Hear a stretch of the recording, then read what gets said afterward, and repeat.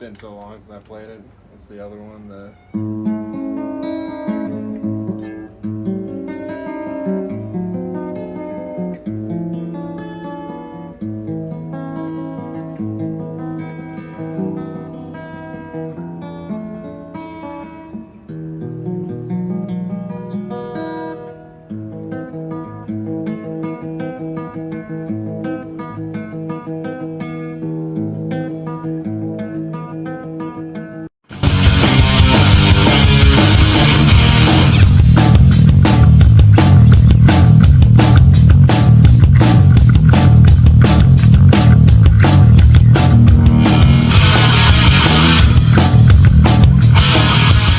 Amarillo rocks. How's it going, guys? Good to see you again. We've got another episode for you. This week we've got Tyler McElreath. Now, Tyler, how many damn bands have you been in? It's not enough yet. Yeah? Tell me about this new project.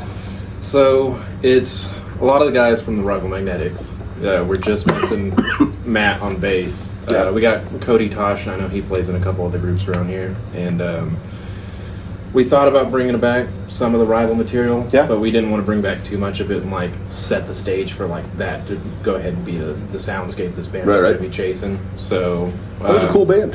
That was a really cool band. We picked two of our favorites. We're going to bring those back, and then we're working on some originals right now. Once we get an hour set, we're going to start booking some shows. Now this is a straightforward rock and roll so-and-so outfit, right? Yeah, I would like to do that. We'll still have some more dynamic, maybe singer-songwriter stuff in there, but it's pretty riff-driven. Okay. And it's got a name? Electric Mistress. Electric Mistress.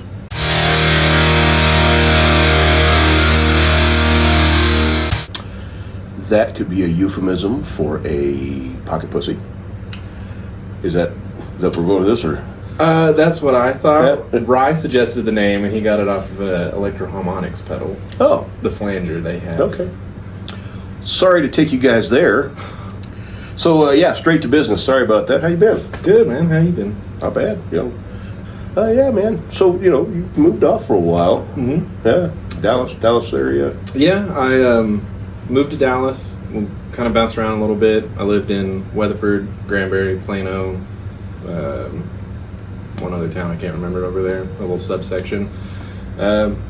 Went completely left field of what I was normally doing. Went to join some country bands down there. Yeah, it was a Cade Holiday. Cade Holiday. Yes, sir. That was actually a really fucking cool band. I enjoyed it. Yeah. It was a good time. Guy got a lot of traffic too. Mm-hmm. Yeah. It was nice, definitely getting that like validation from stuff we were doing. Yeah. Not the crazy solos and. No, I got to sneak a few of them in some places, but for the most part, it was pretty tame. Yeah.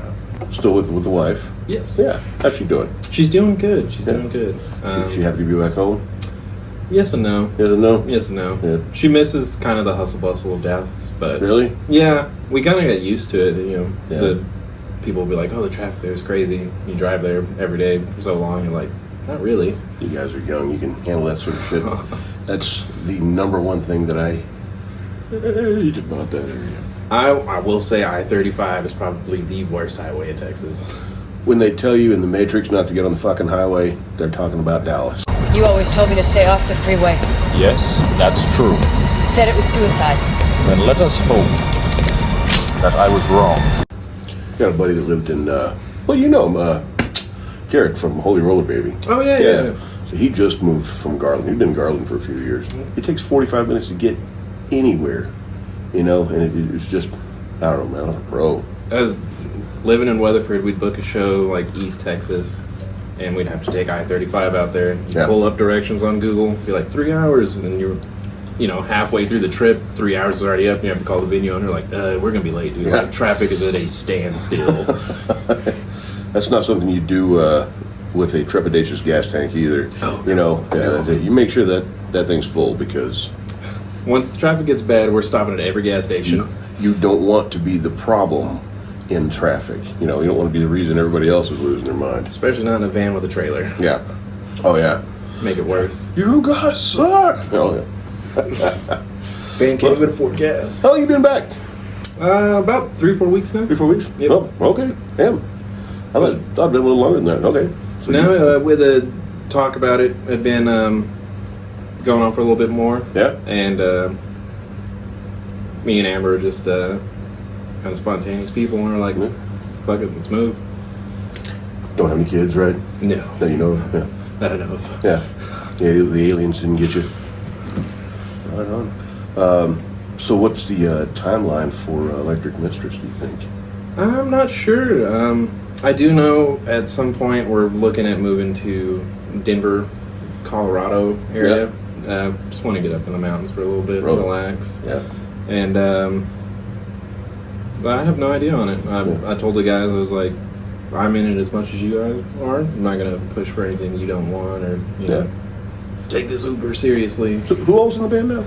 Ian Diaz. Oh, Ian, yeah. Reese Hill. Yeah. Rylan Hathcote, Cody Tosh, and me. Yeah, okay. You guys doing the two guitar tack thing again? Yeah, nice. Yeah. I thoroughly enjoyed that because the first two bands I was just the only guitar player in there, which selfishly I like. Yeah. But musically I like having the two guitar players there. It frees up a lot of space to do a lot more, I think, interesting things. Davey recently had to bow out of Loudmouth, and so, you know, it's a bummer because I really loved, you know, what he brought to the band. You know, more work, but like you said, I mean, musically it was a lot more complete field. You know, you could do bigger shit. But, you know, just being a three-piece again, it's kind of fun too. You know, I can go off a little bit, you know, on weird tangents sometimes and not throw the whole band off. So there's that. I don't know.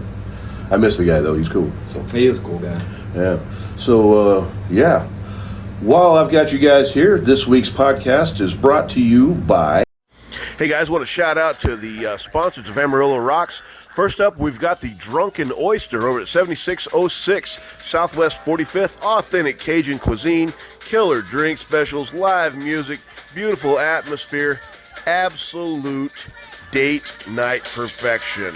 Drunken Oyster, 7606 Southwest 45th. Next up, Savor Tapas Bar, 7669 Hillside. Beautiful, beautiful atmosphere, gorgeous bar, beautiful patio. She does live music 7 days a week. They've got some killer brunch specials. Savor Tapas Bar as 7669 Hillside. And then final up, the Western Horseman Club. Live acoustic music, great steaks, great whiskey. It's been around forever, 2101 I-40 East. Good evening.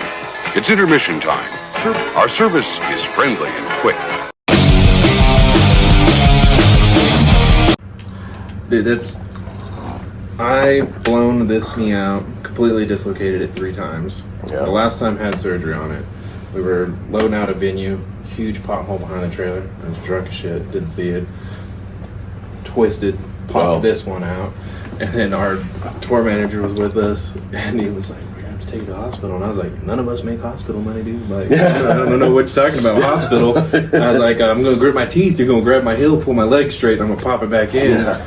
And I got it back in after like the 3rd try, and he was like, don't ever fucking make me do that again. Like the noise on that. That's none of us make hospital money. I think we're going to open up with that. I'm laying on the ground with knee dislocated. Kay, does our benefits cover this? We don't have fucking benefits. Benefits? There's no Kate Holiday workers' comp.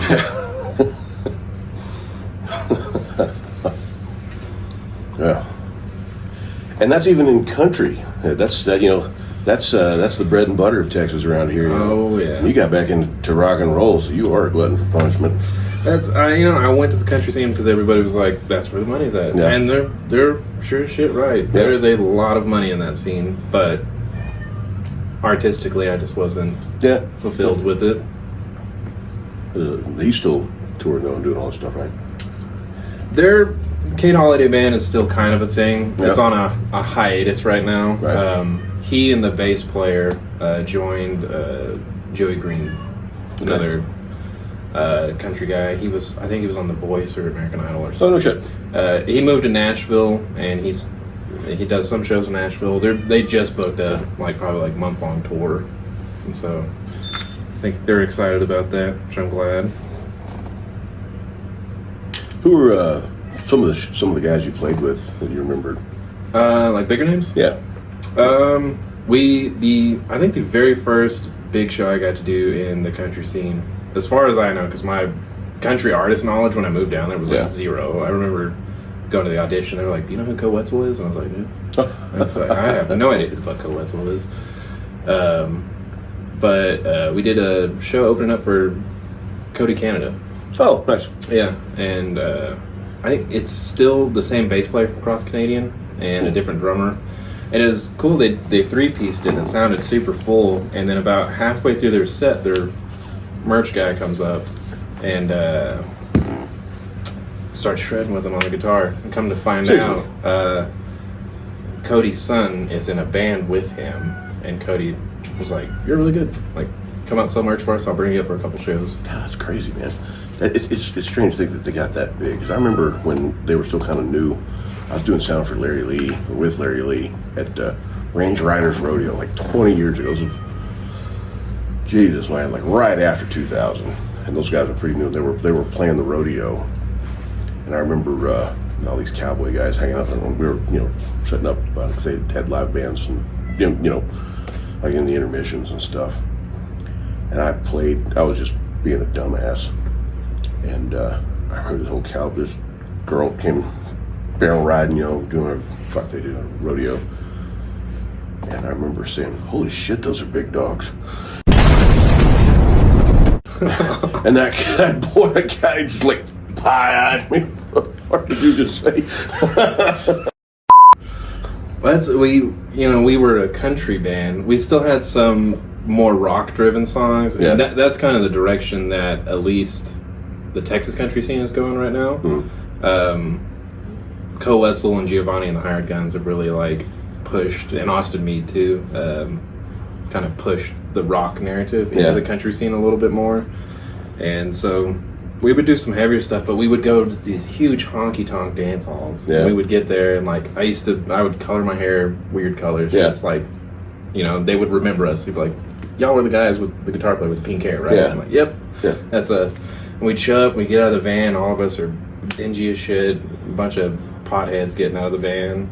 And we go into these honky-tonks and they were like, "Who the fuck is this?" Yeah. And then I remember some dude came up to us one time and was like, stick to your roots, man." And Cade was like, "I wore red skinny jeans in high school. Like, I'm sticking pretty close to my roots." This is my roots. You ain't from around here, are you, boy? That's my favorite one to get shit for, is like all the people in the country scene like, "You're wearing skinny jeans." I'm like, have you seen the jeans Alan Jackson wore? You couldn't fit a sheet of fucking paper in those things. The bulge. So we don't have a timeline for this new band. No. Well, so you have messaged me and we talked about maybe springtime. Yeah. I'm thinking springtime, maybe like a soft start, late winter. Yeah. Obviously, everybody wants good turnouts at their shows, and just through trial and error, I figured out wintertime is a pretty tough time to do shows. Oh, yeah. Because you still have your diehard fans that are going to come out no matter what, and then the people that were going out anyways. Yeah. But then you lose a good portion of people because they're like, "It's fucking cold. I don't want to go out." Yeah. Bar business is funny, man, especially the live music business, because they'll, gotta go out in cold and pay $5. Yep. I did that 30 years ago. I'm not doing that again. So I always love when people pay for a show and then choose to have a bad time at the show. Yeah. So we played at Leftwoods one time, and there were some dudes that walked in, and I mean, like, from the moment the $5 was handed over, they're like, "Boo, get off the stage, get off." Like, you just paid to get in here, and we've been playing for like 30 seconds. Like, okay. And it just kept going on. It was like 3 songs in, and we called him out, and like the dude tried to like act like he was gonna come rush the stage or something. I tossed my guitar off, like ready to go at it with him. And seriously? Oh yeah. Damn. Yeah. I busted my eyebrow open, taking the Les Paul off because I caught it on the edge. The show the next day had a black eye. I'm like, how'd that happen? I was like, I did it to myself. Oh, but who's doing sound? Wasn't me. Which band was it? Kate Holiday. Oh, okay, not here. I thought you said Leftwoods. Yeah, we played at Leftwoods. Oh, did you really? Yeah, it was the one I texted you about to get us there, but you weren't. I think you either had a show or something, and so you weren't doing sound for it. Okay. I don't remember who was doing sound. It might have been Juan or somebody. Or Remy or somebody. No, it was Remy. Yeah, it was okay. Remy. And the security came and tossed him out beforehand and whatever. And we just kept playing. We got done, and I went out back to go smoke a cigarette, and I was like, the van looks fucking funny right now. Like, I can see into it. Mm-hmm. They busted out all 6 driver's side Are you windows. serious? Yep. And it started snowing, and we had to drive back to Granbury that night because we had a show there the next day. God. We're all bundled up in all the blankets and bandanas we had in there, just like, oh, this is fucking cold. Fuck, that sucks. It was a rough Wow, trip. that sucks. We made it about halfway and parked at an All Subs. And then I slept for like 3 hours, woke up to freeze my ass off. Yeah. I'm walking around, we were just parked in between 2 semis, and I was like, how easy would it have been to fuck with us? And I walk over to the other side, and like Cade's hair's like hanging out the van. And I was like, pretty easy then. Yeah. That was not a fun trip. Well, we look forward to many more terrible stories coming from your new band. Hopefully no more busted windows, Oh, yeah. but some interesting stories are always welcomed. Yeah. Maybe we can pair up and do a little loudmouth electric Mistress. I would love that. Yeah. I would love that. Tickle that idea a little bit. While I'm doing that, I also plan on Ben Cargo. Oh, yeah? He's been doing his own stuff. Yeah. I've been in talks with him. He's been wanting to do some looper stuff live. Yeah. And I was like, He's pretty good at that stuff. Yeah. He's I a was machine, like, dude. Yeah. I'm He's decent cool. with loopers, and I was like, I'd love to sit in with you and Yeah. stuff. And he seems about that, so I think we're going to try to put together a little looper duo and see what comes out of it. Oh, right ass, yeah. That are you using the one in the MX-5? Mm-hmm. Yeah. I have a little trouble tripping the record button at the exact right time. It that one. has like half a second delay Just on it. Yeah, just a split second delay. You gotta like do it right before the cue comes in, like the release on the button or something. Yeah. We use. I've been using some sample. You can pull in sounds in your looper switch, like just pull it off the internet and suck it in there as a waveform. Oh. So like I've been doing War Pigs, and so I found the air raid siren for that, and I've been dropping that in. So right before we come into a War Pigs, we use that. And It just stores it in it? That's awesome. you have to load them manually before each song, so you got to be cognizant of that. But other than that, just cue it up. The Prime, I think you can even. It's got Bluetooth, so there's an app, and I think you can like do it from your phone. That's awesome. Yeah, dude, technology, man. And that Prime's like $1,300. I mean, that's really. For what you're getting, it's a steal. If I wasn't just so upside down in all this gear, I would definitely get one. I don't know. It's Prime. Once again, Head Rush. Yeah. Once again, Head Rush, if you're listening. Well, fucking hey, man. Well, I appreciate you coming on the show, dude. Absolutely, dude. Thanks for having me. Yeah, it's good to have you again. It's good to see you Good again. to see you, man. Guys, check out our sponsors, Drunken Oyster, Savor, and the Western Horseman Cowboy Club, 2101 I-40 East, come up at the end of this month. I want to thank Tyler for coming on. It's going to be look out for Electric Mistress.